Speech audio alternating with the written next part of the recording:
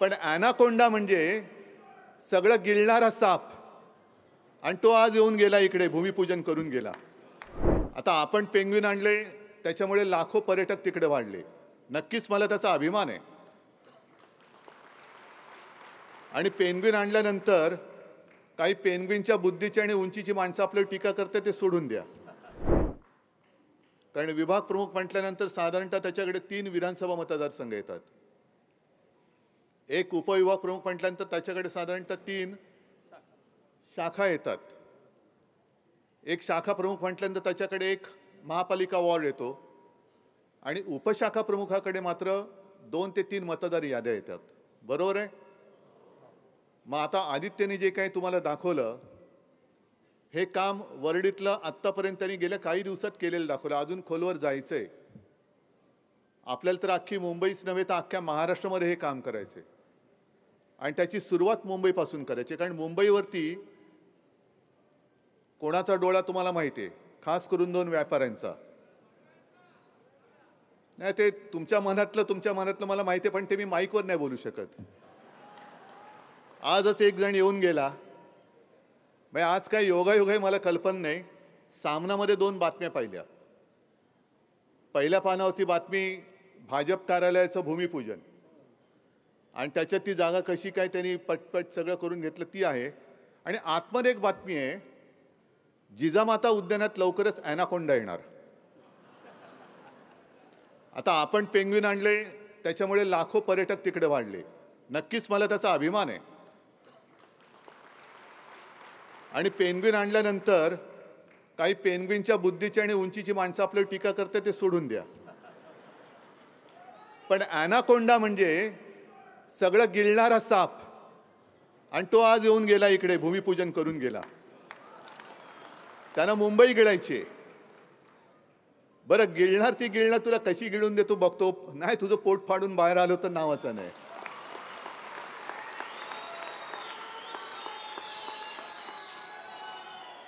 बरं, भूमिपूजन करायला आलायस ना, कर ना, फोड ना नारळ. डोक्यावर फोड नाही तर दगडावर फोड, एकच आहे.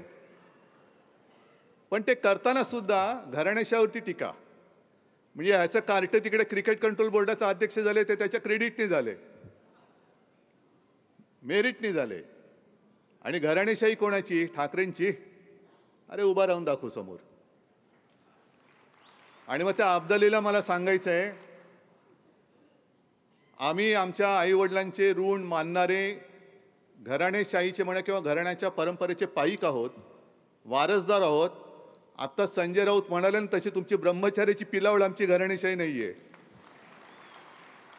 तुमची ब्रह्मचार्याची पिलावळ आहे. एकेका ब्रह्मचार्याला 40-40 पोरं. झाली कशी?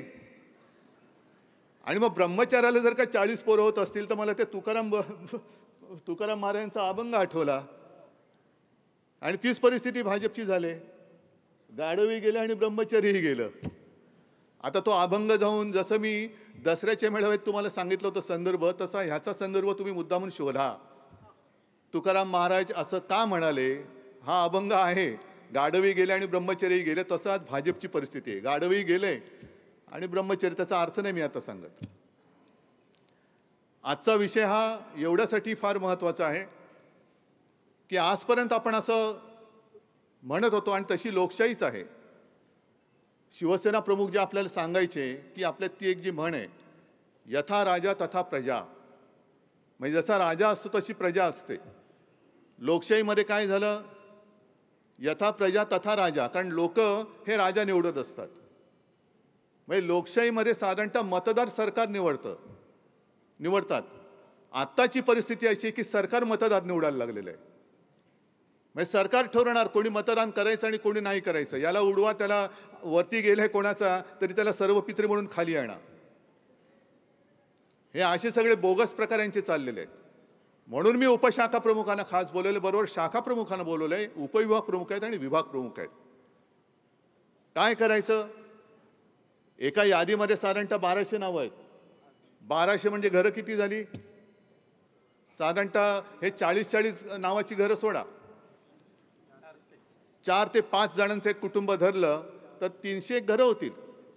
मग तुमच्यापैकी सगळेजण आपल्या गटप्रमुखांची टीम घेऊन 300 घरं आपण कंट्रोल करू शकतो की नाही करू शकत? 300 घरं आपण जाऊन मतदार यादीचं वाचन तिकडे तोच माणूस नावानिशी, पत्त्यानिशी, चेहऱ्यानिशी राहतोय की नाही तपासू शकतो की नाही शकत? हे आजपासून सुरू करायचं.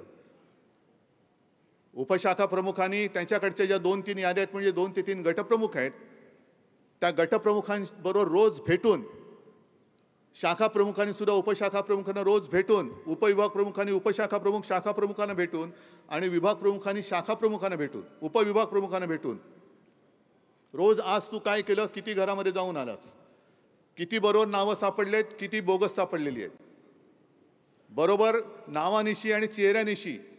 जसं आता आदित्यने दाखवलं की काही चेहरे आपण ब्लर केलेत, पण चेहऱ्यानिशी मतदार आहेत की नाही. आणि निवडणुकीच्या दिवशी, मतदानाच्या दिवशी आपले पोलिंग एजंट असे असले पाहिजेत की त्याला ती मतदार यादी फोटोनिशी त्याच्या हातात पाहिजे, जे असते. पण नुसता फोटो बघून नाही, तर चेहऱ्यानिशी तो मतदाराला ओळखणाराच माणूस तिकडे पोलिंग एजंट असला पाहिजे. आणि जर का तुम्हाला वाटलं की याच्यामध्ये गडबड आहे, हा बोगस आहे याची खात्री पटली, तर बेलाशेत त्याला थोबडवा, बिंदास फटकवा त्याला. कारण जर का आपण सांगून निवडणूक आयोग दाद देणार नसेल, आयुक्त दाद घेणार नसतील, तर मग लोकशाहीमध्ये आपला अधिकार आहे की बोगस मतदाराला मतदान आम्ही करू देणार नाही. नाही म्हणजे नाही, काय वाटेल ते हो.